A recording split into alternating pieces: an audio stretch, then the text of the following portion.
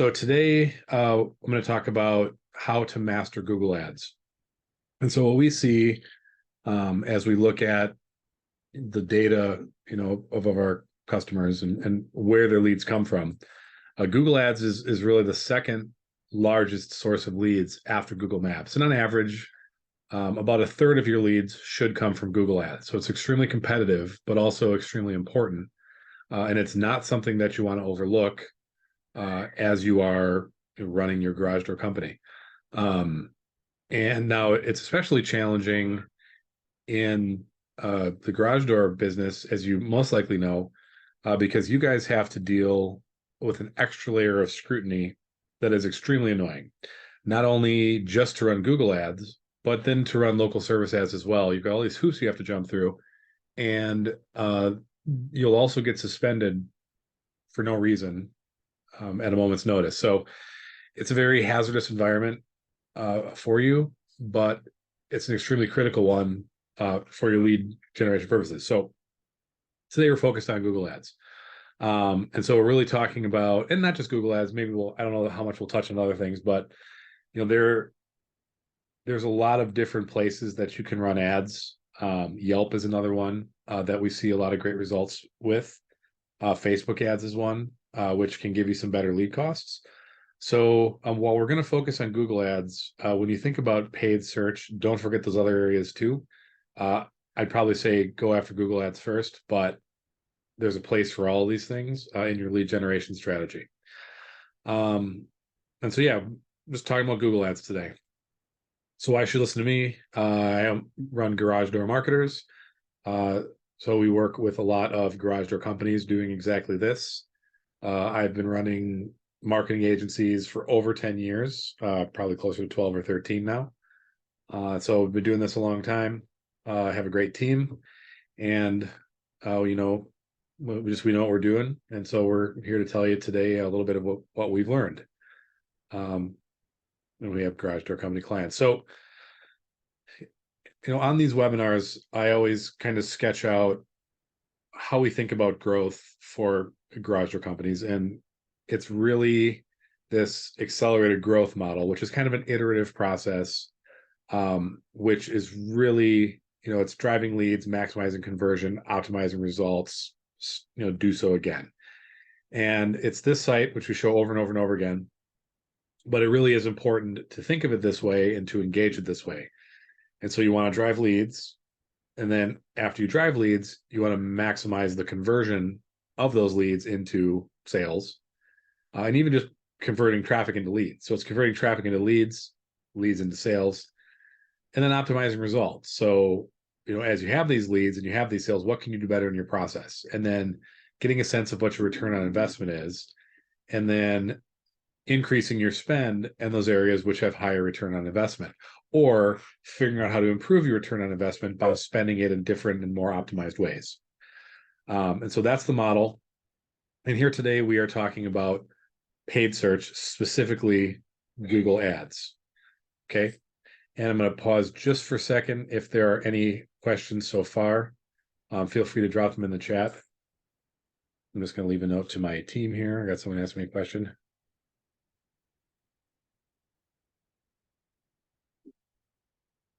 Okay, no questions yet. Feel free to drop in the chat. I'm going to keep going.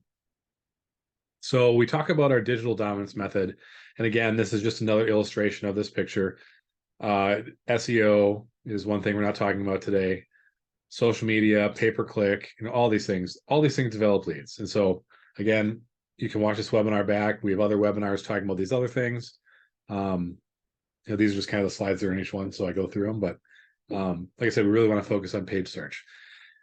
And so the advantages of paid search are many. And this is the reason that Google is a $65 billion company or whatever it is now, is they own the real estate where people go shopping. Excuse me. And they go shopping for services. And so it is a pay-to-play environment, but if done right, it should be a profitable pay-to-play for you. The advantages are, especially compared against things like SEO, is you start showing up quickly, and you start showing up right away. I mean, once you're, assuming you're verified and you've gone through that, and you run your ads and they're approved, boom, you're there for the searches and you're getting leads. And you can tune it specifically to the types of services that you want to focus on. So if you want to focus more on repair business, you don't have to bid on installation type keywords, for example. You can really be careful about what you're advertising and get results quickly. The downside is it's the most expensive way compared to like maps, whereas you develop your maps, you just get more calls from the maps. It doesn't cost you per call, right? Or, local search ads or Google Guarantee, that's really a cost per lead model. So, these are more expensive, but they work right away. And so we always recommend them as a starting point, especially if you're new to this, because it's going to show the fastest ROI. It may not be the greatest ROI over time, but it's going to get your phone ringing right away. And so that's what you want. And it's basically unlimited scalability. Each market, you can only spend so much. So unlimited is maybe not the best word to use here, but within your market, you can really spend lots of money to get these leads rather. And of course, you can always then open other markets and spend there too. So in terms of fast action, getting things going, paid search, especially Google Ads, is the gold standard. Okay. Just some examples. I mean, where these things show up. Google Guarantee, Google Ads. They're even showing them in maps now. So I'm sure you're familiar with all this stuff. Okay. So not much here. I don't really want to go into this, but pause for takeaways here. If there's anything I want you to take away, it's, again, when we look at our client results, on average, a third of their leads are coming from PPC, Google specifically. So if you're not seeing that, then maybe you're not spending enough. Maybe you're not, optimizing enough. It could be a number of reasons, but in a healthy, well-balanced lead generation portfolio, Google Ads is a big part of it. Okay. So talk a little bit about local service ads. So this is a different kind of PPC. So it really shouldn't even be called PPC. PPC is like the old term from like the dinosaur age of the internet. But local service ads are not PPC in the sense of meaning that they're pay per click. So local service ads, as I mentioned, are pay per lead, but they're very important, but they're very different. And so, yes, you have to go through the advanced verification to get the local services ads going. But once you do, the way that you optimize them is really completely different from the way you do Google search. In other words, there's not as many levers to pull. There's not as many things you can do. I think we'll talk about this later in the presentation, kind of what you need to do for local service ads, but it's something you definitely want to participate in.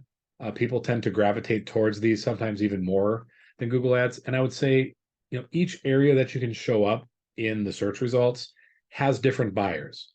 Some buyers go to the Google Guarantee and that's where they shop. Some go to the Google Ads, that's where they shop. Some skip all of that and go to the maps. Some just blow by all of that stuff and go to look for SEO.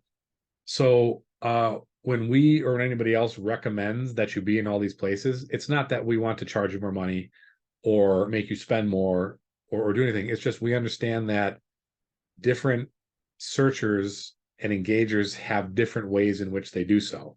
And so to maximize your results, you want to show up in as many of these places as you can. Okay, and so the local service ads obviously show up near the top, above even Google Ad results. And so the way you do Google local services ads, you got to get set up, you got to get advanced verified, and that's quite a process that we go through all the time. It can be challenging, it can be annoying, but it is worth it to do that. And then when you do that, the most important thing with this is giving them the feedback that they want. And so Google wants to know how it's working. You want to mark the jobs as booked. You want to be responsive. You want to deal with disputes. And, you have to report accurately what's going on there. And then above all of that, you have to get reviews. And I'll say this on every webinar we do. keep getting reviews and more reviews. As many reviews as you can get, it pays you benefits in so many different ways. It helps you in local services ads too. So, there's not a ton to say here other than do it and make sure you're engaged, make sure things are dispositioned, because it will be a great source of leads for you. Okay. Any questions on local services ads? Feel free to drop it in the chat. I'm not seeing any questions. I'll give you a second to ask them if you have anything specific about local service ads. Otherwise, I will carry on. Okay, we got a question. We now have 2 locations, soon to be 3. Our first location is the only advanced verified location. Should we focus on PPC for the other 2? Yes, for now. So you're advanced verified for 1, that's great. I would proceed to do the advanced verification for the other 2 also. But in the meantime, run PPC. So basically, once you're verified at your locations, get PPC going, because you have to, the trend in paid search is really one of they always want to do algorithms now. Like, you might remember Facebook used to be able to like target little groups, and like you can be very specific on how you target things. And they've really taken that all away. And they want you to feed the black box. And the black box is like, hey, we have this algorithm, just trust us, let us spend your money, and we'll give you leads. And that stinks. But they own it. There's nothing you can do. And so, if you're verified but not advanced verified, get the PPC going. And even when you're advanced verified, get that PPC going. Because again, they're different places, different searchers engage with them differently. And just basically the process that we recommend is start spending a minimum 1,000 per location to really give it enough to get some data. 2,000 is better, but you do what you can afford. But then once you have the data and you're tracking it and you're tracking conversion and you understand what's going on, then you know how to scale it and you know what to expect, and you can plan and adjust accordingly. And so the answer to your question is yes, do PPC, keep going with advanced verification, and do PPC and LSA for all of them if you can afford it. Or if you can't, work on building the budgets that you can. Because again, this is always going to be a great source of leads. The more data you have, the better you can do with it. Because you understand what your costs are. And when you really start doing more of it, you can start understanding, okay, this is my average cost for repair. This is my average cost for installs. Is this profitable? Is it not profitable? Do I have to raise my prices because this is not profitable, right? These are things you understand when you have the data, you know what your costs are. Okay. Next question. Average cost per lead for LSA. That's a good question. I don't have that data in front of me, but I will ask my team and get back to you when they tell me. So hold on, I'm going to ask Josh, my lead ads guy. Okay, so if he gets back to me on this call, I will tell you. For PPC, the average we see, I know you didn't ask, but I'll tell you, is somewhere between 50 and 90, depending on the market, broadly across the service portfolio, as an average cost per lead that we see for PPC. LSA is probably slightly lower, but I'll let him tell me. Next question: what is the difference between local service ads and Google Guarantee? There isn't one. They're different names for the same thing. Technically, it's called local service ads, but when you look at them, it says Google Guarantee. So people call it both, but they're the same thing. Okay. All right. Thank you. I'll get back to you on the cost per lead for LSAs when he tells me. Otherwise, I'm going to keep forging ahead here. So let's talk about Google ads, and this, of course, referring to search ads here. And let's talk for a minute about why most Google ads campaigns fail. And there's various reasons, but I think what my team's identified here are good ones. You fail to understand the Google ads auction process and the complexity of the garage door industry. And what that means is the way that the auctions work is it's an auction. It's what it sounds like. And so everybody kind of has these bids. And what Google does is it looks at the bids and assigns a quality score to your bid. And that quality score involves, the match between your ad copy and your landing page, quality of your ad, sometimes the quality of your website, your reputation, all these things go into a quality score. And what Google wants to do is provide the best result possible for their customer, the searcher.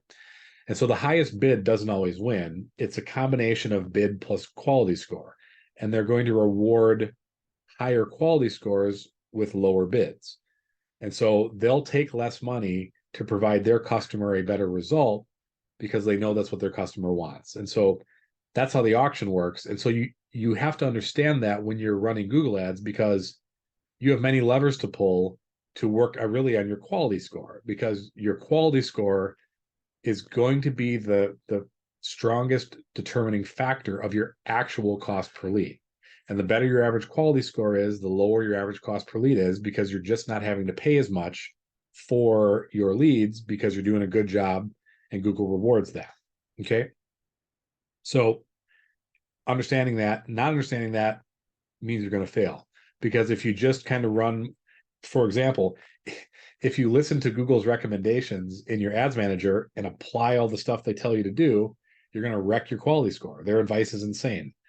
The other thing is, don't ever listen to their Google reps. They don't work for Google.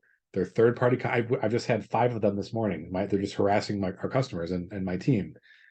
And our commenters don't always know. It's like, don't talk to these people, because their objective is to make you spend more. They pretend like, hey, I'm your account manager. I got these great ideas for you. Their ideas are terrible.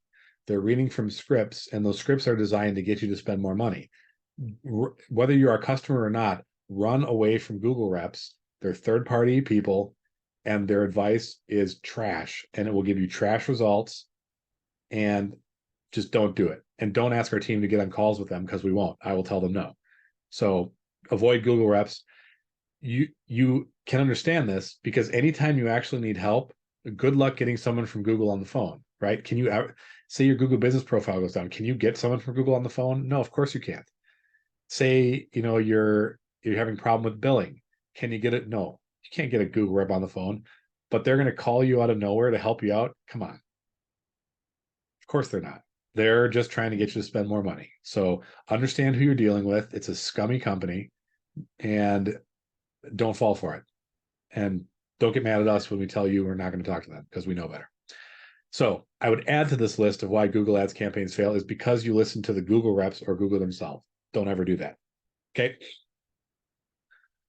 Next one, set up only one ad group for all services. Yep. So that's kind of what I was alluding to, is if you do that, you're going to wreck your quality score, because when you have one landing page for everything, or one ad group for everything rather, no matter what your landing page is, now you can't have a good quality score, because your landing page is not going to address all those things in your ad copy. So there's going to be a mismatch between what you're bidding on, your ad copy, and your landing page. Now, you can address that somewhat if you want to get advanced with like dynamic insertions and things like that, but we don't need to get into all that.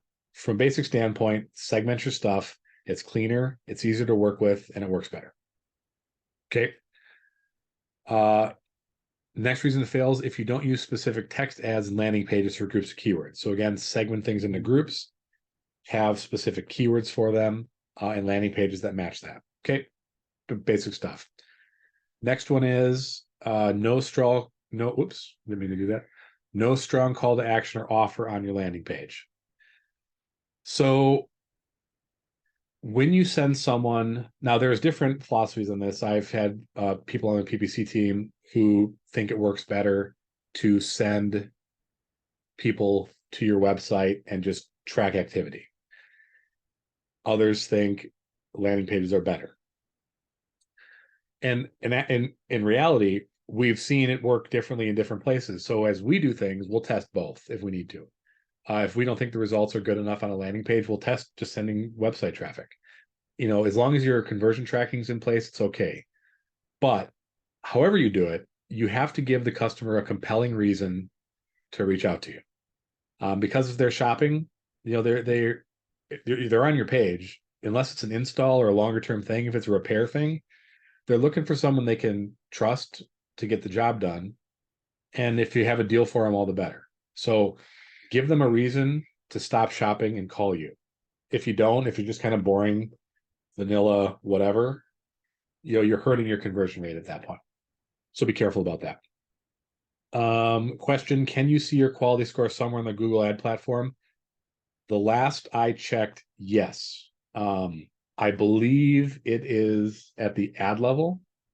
I'm not 100% sure because I don't do this anymore, but from what I recall, think of it this way. The quality score is going to be at the ad level because that, like, the ad is what you're submitting into the auction. And so if you filter down and you look at your ads, and you may have to adjust your columns and add quality score in, they may not show it by default because it might confuse people. But if you go to the ad level and adjust your columns, I believe that's where quality score is, and that's where you can see it. And great quality scores are 8+. Bad ones are under 5. Okay, but I think that's where it is.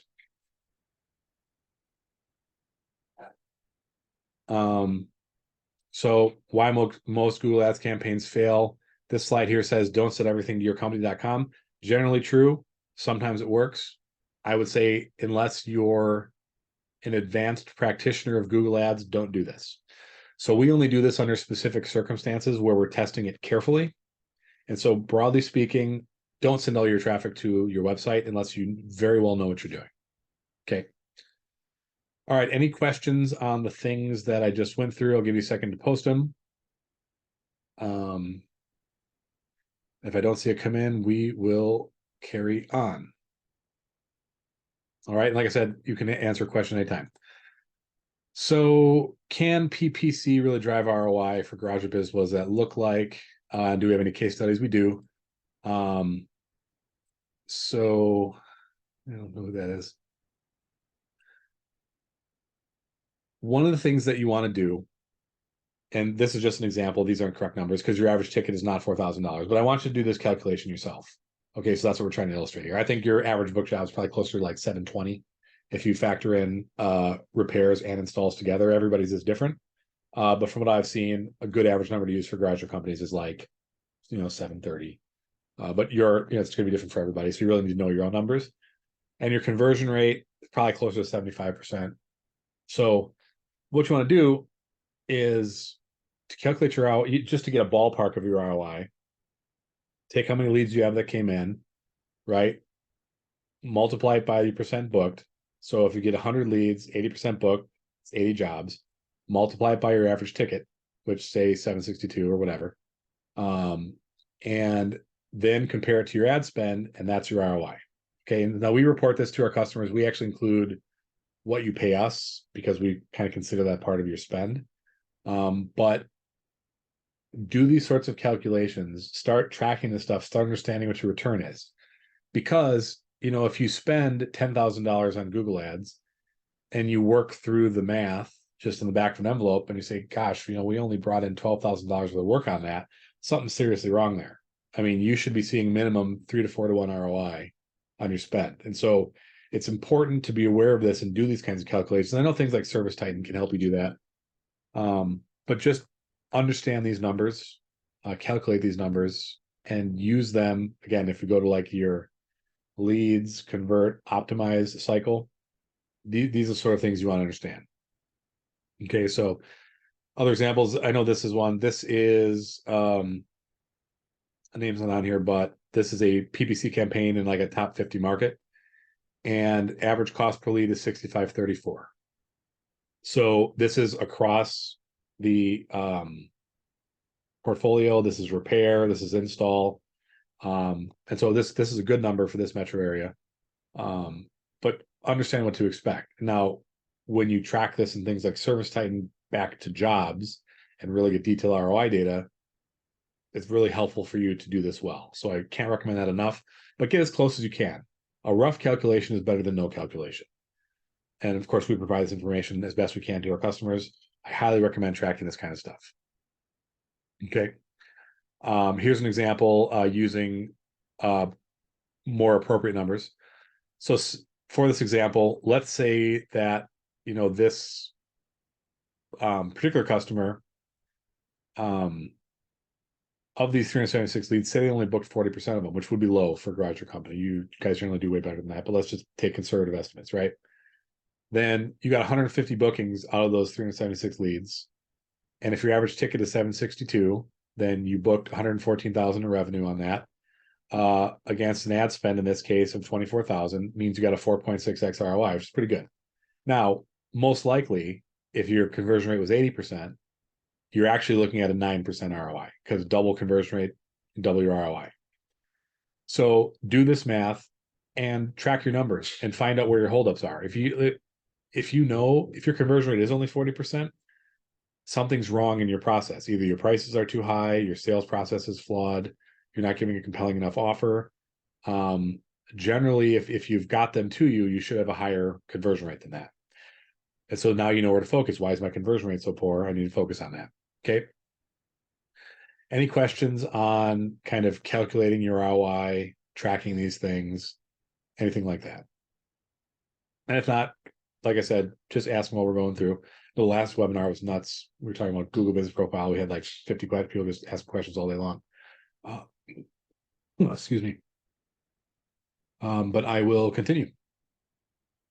So let's talk a little bit about how to set up and structure your campaign to optimize these things. So, like I said, conversion tracking is a must. And if you don't know what that is, there's a couple different ways to do it. Google in their ads manager does track conversions if you've got that set up properly on your site. So that's one way to do it. And a quick question, ROI should be based on profit, not sales, right? Yes, it depends. It depends on how you track it. So I personally track both. So I look at, because they're really disconnected. So if you're working with a marketing company, you want them, it's the marketing company's job to maximize your top line return on investment. In other words, for your ad spend investment, it should maximize they should be able to maximize the most revenue possible for you. In terms of your internal margins, that's completely separate from marketing. I can't do anything about your margins. I can't do anything about your sales process. I can't do anything about your costs or anything like that. So, and we don't have any visibility into that. It was hard enough to get visibility in the top line, let alone the gross profit or net profit, whatever you're looking at. So when I'm running ads, I'm looking at what is my top line, but I'm also checking my return on investment in terms of profitability. So the answer is yes. You want to know both, but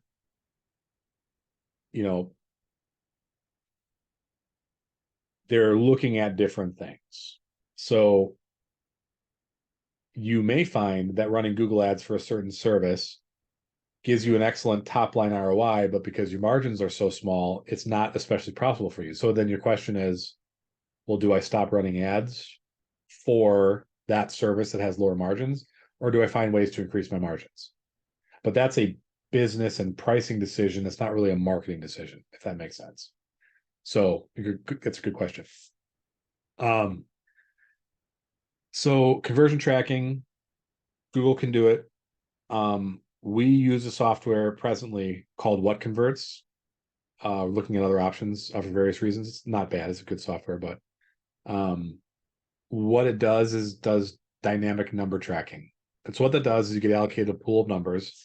And because you have a different pool of numbers, you're able to track multiple visitors to your site at once, where they come from and what they do.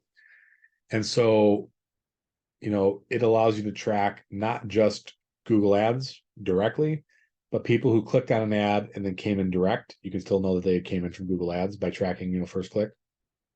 It will track Google Business Profile conversions. It'll track email, all these things. So however you do it, however complicated you make it, you must do it, because if you do not track your conversions, you cannot understand anything related to ROI or anything like that. All you can look at are vanity metrics like cost per click, which ultimately are meaningless. If I have a $2 cost per click on a keyword that never turns into sales, but I have a $25 cost per click on a keyword that converts at 90%, I'm taking that all day long, right? So you have to know the conversion, what converts, what data converts, what keywords convert, so you know what's working and what you should be investing in. Okay, so track conversions. Number one, most important. Your campaign must be broken into smaller ad groups targeting the various services that you provide. This is a quality score thing, covered that. You need to write compelling text ads that resonate with what the customer typed and entice them to click on your competition. So this is where you test ads, and I would test things like, being fun is not the right word, but you understand what I mean. Like, some ads are boring. It's like, okay, whatever. You've been in business, who cares? You kind of want to check your ads for the who cares factor, but make them engaging. And again, give them a reason, give them an offer, give them something unique, make them want to click your ad. That's what ad text is all about. Okay, leverage ad extensions. So that's things like connecting your Google business profile to Google Ads that you're eligible to show reviews and things like that. There's all sorts of extensions. Use them. It gives you more real estate. It gives you better results. Land your visitors on solid, well thought out pages that are built to convert. Absolutely true.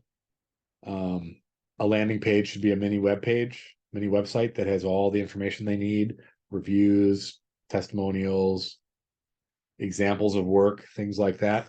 Make them comfortable calling you.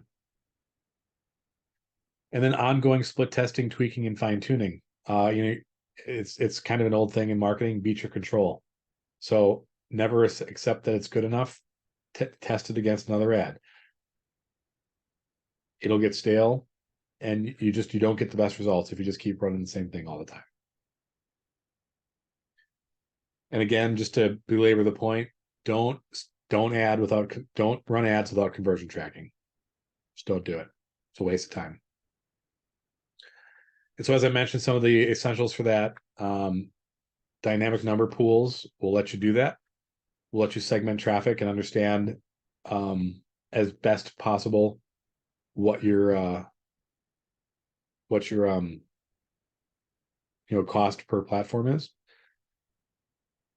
Track your web forms, same thing, and track in your ads. So get as much tracking in place as you can. It will all work to your benefit. Okay. So most important KPIs, and these are key performance indicators. So data you want to track. Obviously, your total spend. We include agency fees in that in our reporting.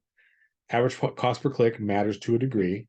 To just let you know, kind of the competitive that's a bellwether of how competitive the market is. So you see a large variation in cost per clicks for similar keywords, like garage door repair middle of nowhere versus garage door repair Brooklyn, New York. Going to be major differences, right? And track your average cost per lead. Like I said, $50 to $90 once things get settled in is what we see a lot. Can be lower, can be higher, but that's a reasonable range to kind of gut check yourself. Are you getting decent results? Again, depends on the market, how competitive it is. Depends on the services you're running. But you can expect that cost. And then your return on investment. And as we asked, total revenue return on investment and net profit return on investment. Look at both, because it's true. If you're generating a ton of revenue on low margin stuff and you break even, did it really help you? Maybe, but those are business decisions.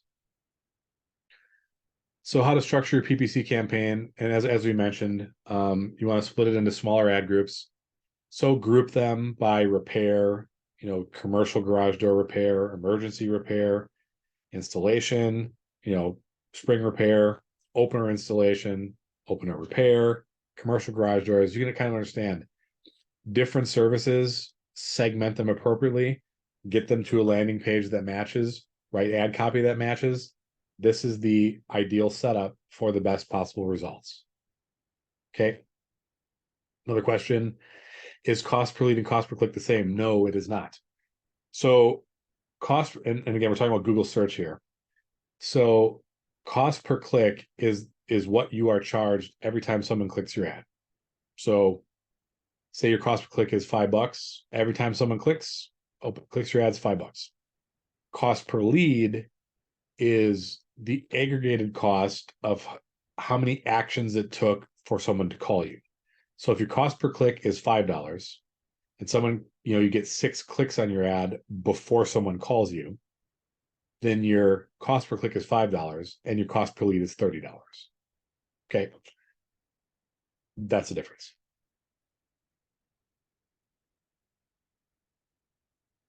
And this is just an example of a screenshot of this setup. Kind of hard to see here. I won't get too much into it. I will say this also.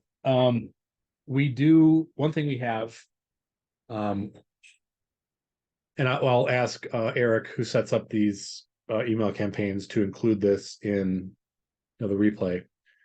But we personally track the top 25 markets in the United States. We track the PPC data, and we have a dashboard which is live and is updated 4 times per day, where we're pulling the ads from these big markets, who's advertising, what ads they're running. We pull the ad copy, we pull the keywords.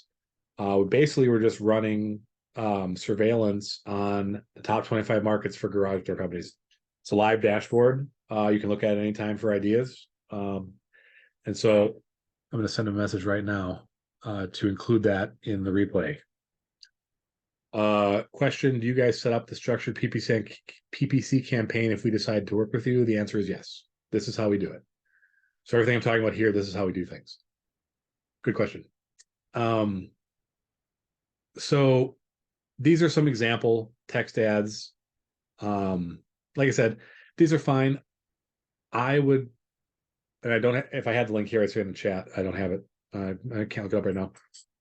So watch the replay. Let's sign up for that dashboard and just look at what people are running.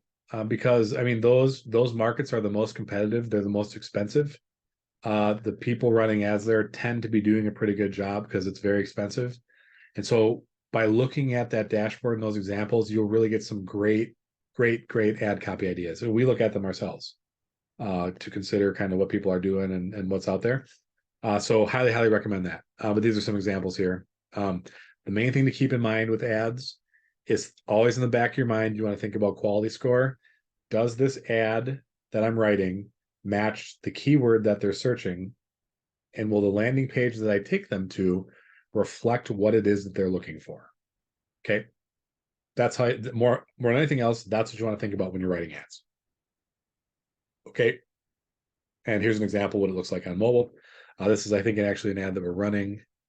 I don't know what he put together here. This is like dynamic, so I don't want to get too much into this. This is a little more advanced than we want to cover here, but you can do dynamic keyword replacement and things like that. That's fine for testing, but that's not where I would start. It's not where I recommend that you start either. There's many ways to mess it up, so I wouldn't mess with that. Like I mentioned, land visitors on well thought out pages. So have an offer, give them a reason to call, make it easy for them to call. You can see on this example, they can click that thing to call. It works really well on mobile, right? You want them to be like, okay, I'm gonna check this ad. Hey, these guys look good. Hey, look, I see the people in the company. That's always good. I'll see who you are. Oh, look, here's the people. They look trustworthy. They got an offer for me. Look, they got some reviews. Here's some examples of their work. It looks great. I'm gonna call these guys. Boom. Here, I click this button to call them. Great. That's the experience you want to generate here. People are going to look through this very quickly, hit all those things, and then let it go. And then test it. And that's how it works. Here's another one. I'm showing again example of work for a garage door install, nice looking garage door here. And then just examples of reviews. Again, same sort of thing. Click to call, shows ratings, shows the work. Just remember, if someone's looking for that, these are the things they want to see. They want to know you're reputable. They want to know you do a good job, that you're not a fly-by-night company, that you're not going to necessarily subcontract it out to someone else. Make them feel comfortable calling you. That's a good landing page. Okay. So I haven't looked at this one yet, so I don't know what it says, but questions to ask your PPC provider. I'll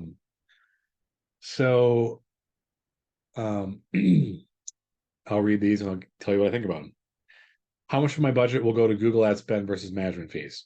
It's a great question. So the way that we do it is we keep them separate. So you pay us and you pay Google, and we never mix the two. There's places like Haibu. There's a couple different ones where they bundle that all in. And so you don't know what what you're actually paying. And what they're actually doing is they're marking up your ad spend. And so if you're not getting transparent results, if you're not getting, if you can't really hold on a second. I have a child invading.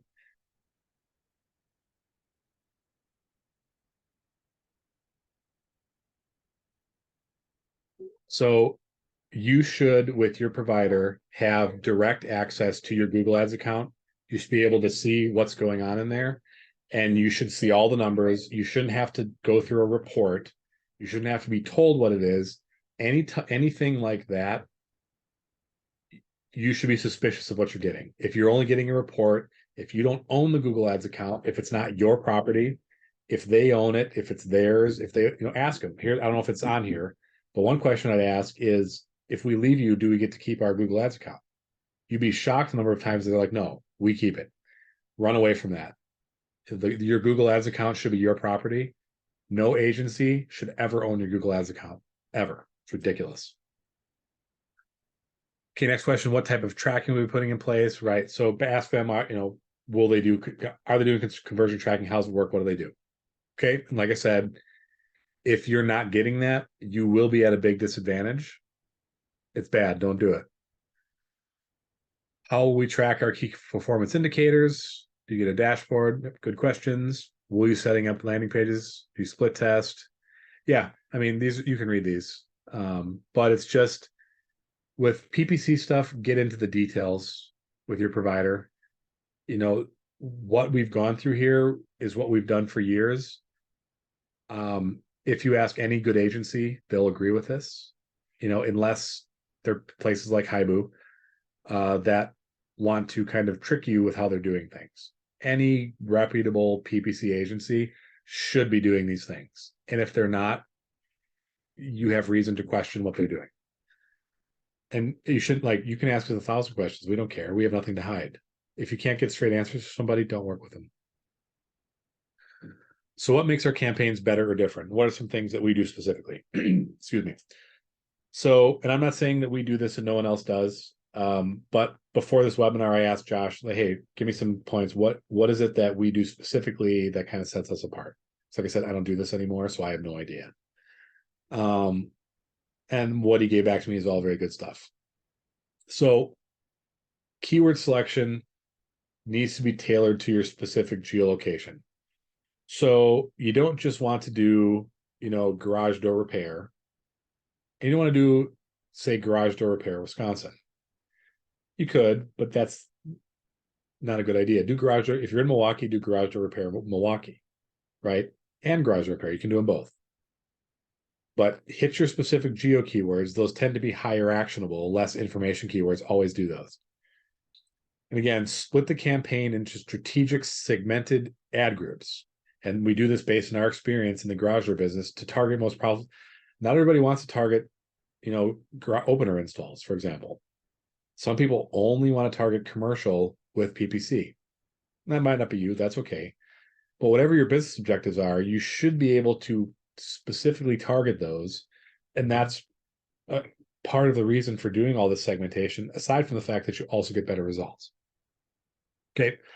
For each ad group, rotate ad text, split test ad copies.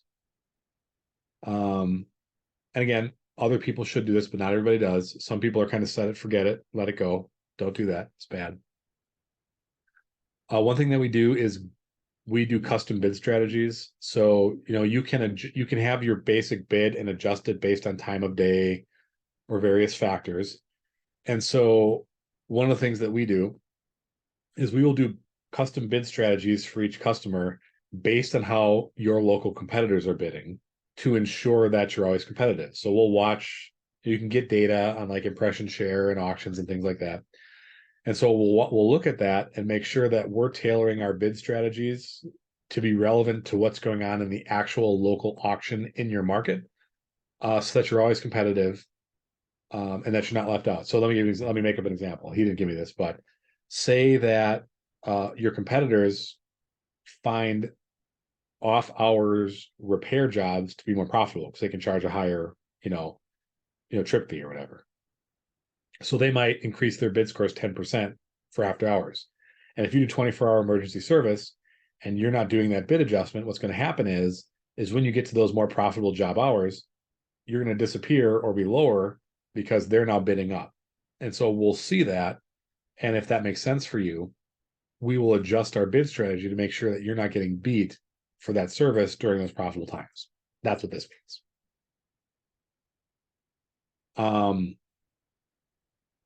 So, and we take conversion tracking very seriously. We track it very carefully. We will track calls versus PPC versus organic. We have recordings of these calls. Sometimes what will happen is we'll have a customer tell us, hey, I'm not getting leads. We look at data, we're like, no, yes, you are. So what's going on here? So we listen to the calls. And sometimes what happens is the way that you're answering the calls is bad. And we'll tell you that. We're honest, right? If it's our fault, we want to fix it. But if it's your fault, I'm going to tell you it's your fault because I want you to get good results. And so what happens sometimes is people will have, they'll have their phone operating system, they'll have their phone system, right? You don't want to talk to salespeople all the time. So you'll have, an automatic answer like, hey, thanks for calling Bob's Garage Doors. For sales, press 1, for service, press 2. No, that's fine. But what happens is when you send Google Ads calls to automatic answering systems, people don't have patience for that. And they'll just bail. Or they'll press a button, no one answers fast enough, and they're like, forget this, I'm not waiting for this. So if you're paying for Google Ads traffic, send that call to a live phone. You'd be amazed how often that doesn't happen. And so people say, hey, we're not getting leads, but we look and it's recorded. If it's legal in that state, you can check that. Most states are one party, or you can play, hey, this call might be recorded. So obviously you can do it, but you find out, oh, shoot, we're not getting the leads because we're not live answering. Well, then you fix that. So it's important to do this kind of stuff so you know what's going on. What we've seen in some cases is that people answer the phone rudely. It's not a garage doors example, but we were listening. One customer was talking about they're not getting good leads, so we listen to calls. So the call come in, it'll be like, hello, hello, hello. And we're like, dude, like you can't answer your phone that way. Like what are you doing, man? Like, hey, this is Bob's Garage Doors. How can I help you today? It's always something. And so the point is, be aware of what's going on and fix the things that you can fix. It's not always your marketing company's fault. Sometimes you're doing stupid things and you got to fix those things. All right. And we'll tell you. Might not like it, but we're going to tell you the truth. Provide your dashboard, complete transparency in terms of spend to ads. All that's good. I don't want to get into all that. All right. I'll pause and check for any questions. Any questions about what we just talked about here? Otherwise, I'm going to go ahead and drop them in. I'll answer them as you do. Otherwise, keep plowing ahead. We'll talk very briefly here. We don't have much left. This is the last thing. But I want to talk a little bit about retargeting automation. So these are important things which often get forgotten. So when you're paying for traffic, what you want to do is give yourself a chance, the best chance possible to get a good result. And so what does that mean? One of the things that means is retargeting. And now I think Google offers retargeting of some kind, or like RLSA or some goofy thing like that, where like if someone has run a Google ad, they'll show you in a search. I don't know. I don't do this directly anymore. I find Facebook retargeting to be more effective. So when you're paying for Google Ads traffic, you should be running Facebook retargeting campaigns. And the way that works, you set up a pixel on your site. So, it's like a cookie, and Facebook knows who visited your site, and then they will show an ad to that person. So you pay for someone who wants to do a garage door install, right? And now they're going to see an ad for you on Facebook, reminding them, hey, I saw these guys. I'm still shopping. I'm going to give them a call. That's the point of retargeting, okay? The other thing is you want to have automation in place. So just a personal anecdote, I cannot believe the number of times that I will fill out a form, and one, I can't tell that it went through, and two, they never ever call me back. It's absolutely insane. I have been trying to get my zero turn mower in for service. I've called these guys like 15 times. They never ever get. It's insane. I filled their form, like 5 never answered. I call them. It's like, how do you run a business that way? I can't imagine it. Another one, pest control. I had a pest thing we want to deal with externally. Fill form 5. No one ever answers their forms. It's insane. And so you fill it a couple times, you think, well, maybe the form didn't go through, but no, they're not getting it. So something is set up there. If that were me, I'd be mad. right? So one of the ways that you avoid this is by having automation in place. And then you know it's working. And you automatically answer your customer. We have this all over the place. If you've ever opted into anything, you get a bunch of emails from us. Some people hate it. They're like, why are you sending me so many emails? Well, the reason is, one, you know that you opted in. And two, if we don't send you enough emails, you don't show up for our calls.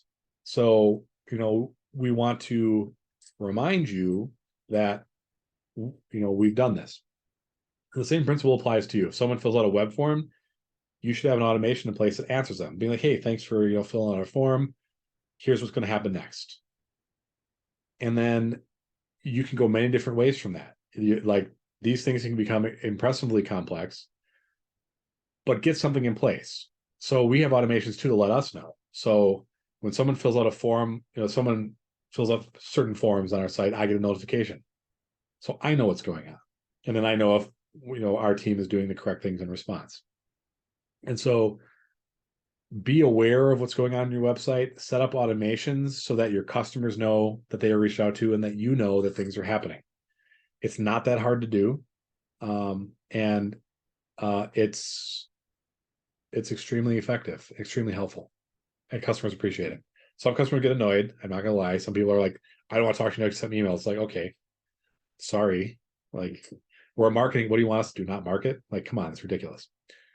Thanks for not being a customer. I'm sure you'd be a great one.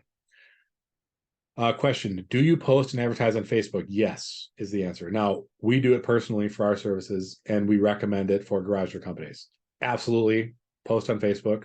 Post your jobs on Facebook. We have a guy on our team who this is what he does for our company, or for our customers who buy that service. Advertising on Facebook too. What we find advertising for garage door companies, generally it's a lower cost per lead than Google ads and a lower intent lead. So, like, obviously garage door repair, someone has a broken spring, they're not answering your Facebook ad. But if someone's thinking about a new garage door down the line, they will. And so just understand what to expect, advertise it appropriately. But yeah, I would say always test these things, test Facebook, see how it works for you. But if you're spending $30 a day on Facebook, you should get a lead per day on Facebook, and then track the ROI and decide if it's a good investment for you. That's what I'd suggest. Where am I here? Yeah, we really talked about this. You can retarget in Google too. I talked about Facebook, but Google lets you do ads too. Not a bad idea, but I don't think it's as effective. I would do Google first. I'm sorry, I would do Facebook first. Okay, last call for questions. That's it. That's everything I wanted to cover today. So if you have a question now, drop it in the box. Otherwise, I'll wrap it up. So we'll tell you, we do offer, a free market report, which is basically our sales call, but we like it to be valuable for you. So we'll look at everything. We'll look at your maps rankings, your organic rankings. We'll do the same analysis we do across the nation in your market, find out what's going on in PPC and things like that. And just, talk about what's going on in your market, talk about what opportunities there are, and talk about how we can help you. So if that's potentially interesting to you, go ahead, go to garagedoormarketers.com/apply now, fill out the form. You will get emails. I will get emails. And if you want to sample some marketing automation, go apply now and see what happens. Okay. That's what we do. Or of course you can give us a call. Jason will pick up and talk to you. And we got a couple more questions coming in. My third location is a friend's auto shop that he's letting me use his location. He's making the verification video that I'll have to make. What will be the main things I'll need to demonstrate to them? I see this every day and I can never remember what it is. They want to see like tools and equipment and trucks and logos. Like, they want to see that you are a real business. And so there's no problem with using your friend's location. But make sure that you can set up a spot in there that you can show them the video. And this is a better question for my team. They have all the detailed answers. But they will tell you. You can ask us. Reply to one of the emails that come out in the sequence, and they'll give you some answers. Do I have time for one-on-one? No, I'm booked for the day. But give Jason a call. Next question. Biggest thing I ever run into is difficulty navigating advanced verification for Google Ads. If ads show limited, but we pass verification, are we good? Is there a good way to verify that we have passed verification? If I can clarify, let me know. So, I think, and that's a good question. I think there are two different things. So if you've passed advanced verification, you would have gotten an email from Google telling you that. So there are two different verifications. There's verification for Google Ads. And so if ads show limited, but we pass verification for Google Ads, yeah, you can. Your Google Ads might be limited because of budget, is usually what's happening. But this gets a little into the weeds where I don't know and I don't do it. So you may want to write up a more, detailed description and reply to one of these emails, and we'll send it to the team. But as far as advanced verification goes, that's really more for local search ads. And for that, they will email you or us if we're helping you with it.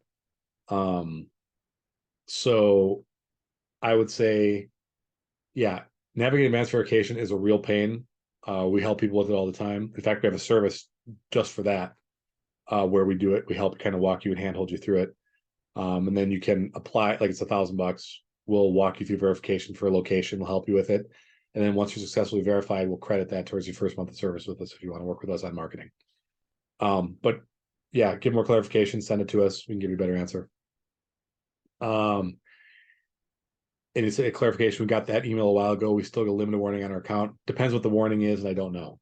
You'd have to let us know what the warning is, and I wouldn't know the answer to that. I'm not directly involved in this. But just reply to one of these emails, and Jason will get it to the right guy. Just say, hey, I asked a question on a webinar. Chris said respond, and you get to the right person, and he'll do that. Is there a limit of legitimate reviews we can get per day? Yes and no. So what matters there is review velocity. So if you routinely get 10 reviews a day, that's okay.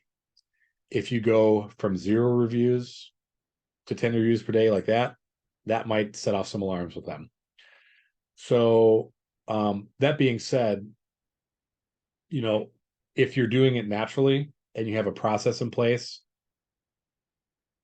that it'll be fine. So if you are just asking every customer every time and you get kind of spikes here and there, no problem. It's really like big discontinuities. Like say you have like 5 reviews and suddenly you get 100, they're gonna be like, whoa, time out, what's up with this? Right? That's probably gonna trigger a review.